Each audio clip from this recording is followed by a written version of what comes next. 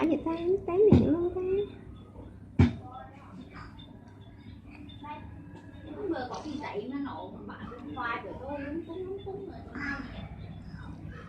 Đi siêu thị mà mua. Âm trước rồi mới tém miệng, âm trước. Đúng rồi. Rồi con mới lấy cái muỗng con làm vậy nè, con lấy muỗng con lấy bên này nè. Bên này nè.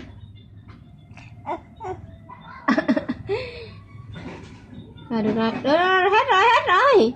Sạch rồi. Đúng rồi. Rồi, ăn nữa đi.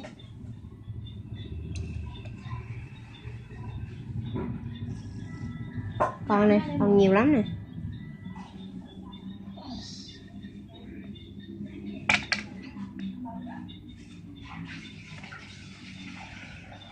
Đổ, con ăn đi.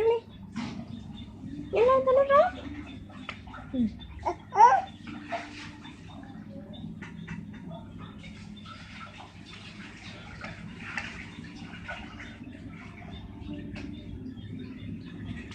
Đây nhớ.